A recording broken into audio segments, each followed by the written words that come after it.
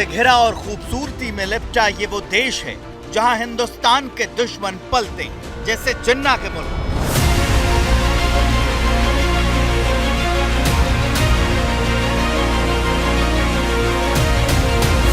वो मुल्क जो भारत के गद्दारों का पनाहगार बना हुआ है,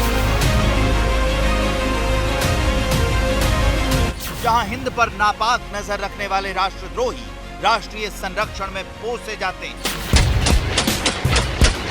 इस्लामाबाद से करीब 10,000 किलोमीटर दूर आतंकियों और भारत को शत्रुओं के लिए अभेद्य किला बने इस देश को कनाडा कहते हैं, जो नए पाकिस्तान के नाम से कुख्यात होने लगा।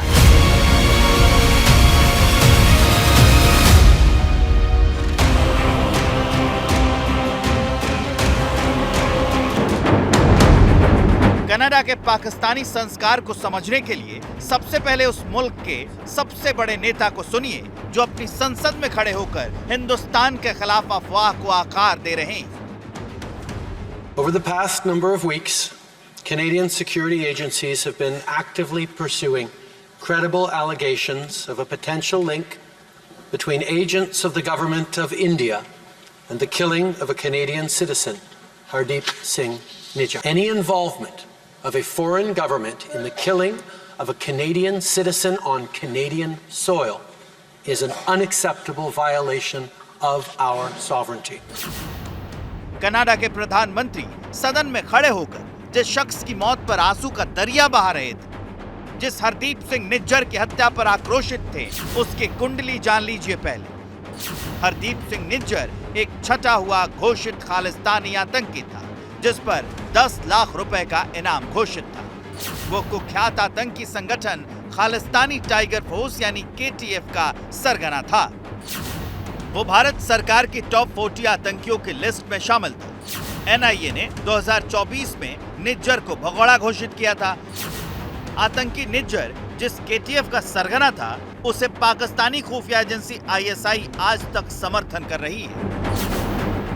जालंधर के भरसिंहपुर का रहने वाला हरदीप सिंह निज्जर 1992 से कनाडा में रहता है। 45 साल का निज्जर कनाडा में बैठकर हिंदुस्तान के खिलाफ साजिश रचता था। 18 जून 2023 को कनाडा में ही निज्जर की हत्या कर दी गई थी।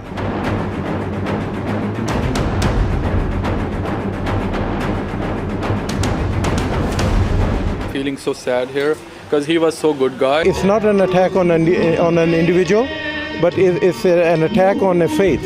एक आतंकी के मारे जाने पर कनाडा की सरकार बौखलाई हुई है। हालांकि खालिस्तान के हक में रेफरेंडम करवाने में अहम भूमिका निभाने वाले निज्जर की हत्या पर भारत की सरकार ने जस्टिन ट्रूडो के आरोपों को खारिज कर दिया। भारत सरकार की ओर से कहा गया है कि ये आरोप बेहद बेतुका और राजनीति से प्रेरित है। ठीक ऐसे ही आरोप हमारे प्रधानमंत्री के सामने कनाडाई प्रधानमंत्री ने लगाए थे, हमने उसे भी सिरे से खारिज कर दिया था।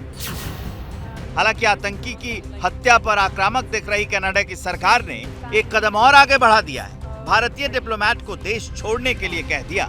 Been clear, we will not tolerate any form of foreign interference. We will protect Canadians at all times. And I've conveyed these principles to my Indian counterparts. And as a consequence, we've expelled a top Indian diplomat from Canada. Bharat ने भी इसी अंदाज में Canada को जवाब दिया है। ये तस्वीर उसी का जवाब है। External Affairs Minister, sir, you meet the sir. Canada और भारत की तल्खी का विस्तार है। ये कनाडा के उच्चायुक्त कैमरून मैके हैं, जिन्हें विदेश मंत्रालय तलब किया गया था।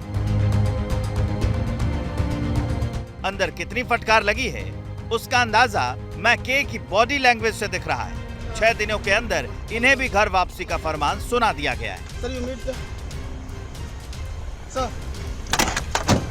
तो होना ही था। अगर वो भारत के किसी एक राजनीतिज्ञ को निकालेंगे इस तरह से बिना किसी एविडेंस के, बिना किसी वजह के, खाली अपने राजनीतिक फायदे के लिए दिखाने के लिए कि हाँ हम ये कदम उठा रहे हैं, तो फिर तो ये तो होगा ही। उनके अगर एक को निकालेंगे, जवाब में हमें 1 या 2 को तो निकालना ही पड़ेगा। पहली बार भारत और कनाडा के बीच रिश्ते इतने तल्ख हुए हैं, वो भी एक आतंकवादी को लेकर, वो भी तब जब वैश्विक स्तर पर आतंकवाद के खिलाफ लड़ाई की बात हो रही है। G20 के मंच पर भी आतंकवाद के खिलाफ लड़ाई की प्रण लेकर जस्टिन ट्रूडो कनाडा वापस लौटे हैं। ऐसे में सवाल उठ रहा है कि भारत में घोषित और इनामी आतंकी से कनाडा को सहानुभूति क्यों है? कनाडा की सरकार पाकिस्तान जैसी हरकत क्यों कर रही है? क्या कनाडा और भारत के रिश्ते और ज्यादा तल्ख होने वाले हैं? ये सवाल इसलिए उठ रहे हैं क्योंकि निज्जर कोई पहला और आखिरी आतंकी नहीं है जिसे कनाडा पाल रहा है। कनाडा में कितने भारतीय मोस्ट वांटेड और आतंकी रहते हैं वो बताएंगे, मगर उससे पहले जान लीजिए कि कनाडा के आतंक प्रेम पर दुनिया की नजर है। व्हाइट हाउस के प्रवक्ता ने कहा है कि कनाडाई प्रधानमंत्री ने जो आरोप लगाए हैं उससे अमेरिका बेहद चिंतित है। जरूरी है कि कनाडा इसकी जांच करे और आरोपियों को कटघरे में खड़ा करे। ऑस्ट्रेलिया ने कहा कि इस मामले को लेकर हम अपने शीर्ष अधिकारियों के संपर्क में हैं। भारत के अधिकारियों से भी बात हो रही है। तो वहीं ब्रिटेन ने कहा है कि अभी कनाडाई अधिकारी इस मामले की जांच ही कर रहे हैं, इसलिए अभी इस पर कुछ भी टिप्पणी करना ठीक नहीं होगा। कनाडा की जांच पूरी होने से पहले ही अफवाहबाज की तरह वहां के पीएम ट्रूडो ने सदन में खड़े होकर हिंदुस्तान पर इल्जाम लगा दिया। जानकारों की माने तो इसकी दो वजहें हैं। पहली वजह पॉलिटिकल है, दूसरी वजह कारोबारी है। दरअसल भारत ने कनाडा के साथ फ्री ट्रेड एग्रीमेंट को लेकर बातचीत को रोक दिया है। जानकारों की माने तो 9 दौर की बातचीत के बाद इस पर विराम लगाने से ट्रूडो परेशान है। भारत ने G20 के दौरान ट्रूडो को बताया कि अब खालिस्तानी एक्टिविटीज को बंद कीजिए कनाडा में, और जो ट्रेड डील चल रही है कनाडा भारत की जिसकी बात, वो ट्रेड डील अब रोक दी गई है जब तक ये खालिस्तान का मुद्दा आप सॉल्व नहीं करते। तो भारत ने ये ट्रूडो को मैसेज दिया ओके कि हम ट्रेड डील रोक रहे हैं तुम्हारे साथ। उसके जवाब में या उसके बदले में आप कहिए कनाडा ने यह कदम उठाया है कि भारत के एक डिप्लोमेट को एक्सपेल किया। यूं तो कहा जा रहा है कि दोनों देशों के बीच महज 65,477 करोड़ रुपए के कारोबार की वजह से इसे रोका गया है। लेकिन रिपोर्ट्स की माने तो भारत और कनाडा के बीच फ्री ट्रेड एग्रीमेंट रोकने की वजह दूसरी है। जिस तरह कनाडा की जमीन भारत के खिलाफ इस्तेमाल हो रही है, जिस तरह कनाडा से भारत के खिलाफ साजिशें रची जा रही हैं, उससे भारत सरकार खफा है। भारत की ये फिक्र यूं ही नहीं है। जिस निज्जर पर कनाडा छाती पीट रहा है उसे महीनों से भारतीय एजेंसी तलाश कर रही थी, मगर कनाडा की सरकार कार्रवाई करने की बजाय उसे पाल रही। सिर्फ आतंकी निज्जर ही नहीं, सिख फॉर जस्टिस चलाने वाला गुरपतवंत सिंह पन्नू भी कनाडा में खुलेआम घूम रहा है। आतंकी तलविंदर सिंह परमार को कनाडा पालता रहा। रिपोर्ट के मुताबिक पंजाब पुलिस के 7 मोस्ट वांटेड गैंगस्टर कनाडा में ही छिपे हुए हैं, जिसमें लखबीर सिंह उर्फ लांडा, गोल्डी बराड़, रिंकू रंधावा, अर्श डाला, रमनदीप सिंह, गुरपिंदर सिंह और सुखदुल सिंह उर्फ सुखा शामिल है। इसके अलावा कई और नाम हैं जो कनाडा में हैं, लेकिन वहां की सरकार कार्रवाई करने के बजाय उन्हें शय देती है। कईयों को तो आईएसआई की ट्रेनिंग के लिए पाकिस्तान तक भेजने की खबर है। कनाडा के प्रधानमंत्री ट्रूडो के पाकिस्तानी प्रेम की सियासी वजह एनडीपी के चीफ जगमीत सिंह है। दरअसल जगमीत सिंह के साथ मिलकर ट्रूडो कनाडा में सरकार चला रहे हैं, और जगमीत सिंह वही व्यक्ति है जो खालिस्तानी समर्थक है। और यही वजह है कि ट्रूडो आतंकियों को लेकर सॉफ्ट कॉर्नर रखते हैं। खालिस्तान को लेकर कनाडा में खुलेआम रेफरेंडम होता है। कई दफे हिंदुस्तान की ओर से खालिस्तानियों को लेकर कनाडा सरकार को आगाह किया गया है। 2010 में जब डॉक्टर मनमोहन सिंह प्रधानमंत्री थे, तब भी उन्होंने कनाडा के सामने ये मुद्दा उठाया था। 2015 में प्रधानमंत्री नरेंद्र मोदी ने भी खालिस्तानियों की गतिविधियों का मुद्दा उठाया था। 2020 और 2023 में भी भारत सरकार ने ट्रूडो को आगाह किया था। G20 की बैठक में शरीक होने आए पीएम ट्रूडो के भारत विरोधी इस गतिविधियों पर आपत्ति जताई गई। बावजूद इसके कनाडा ठीक उसी तरह खालिस्तानियों को शय दे रहा है जैसे पाकिस्तान।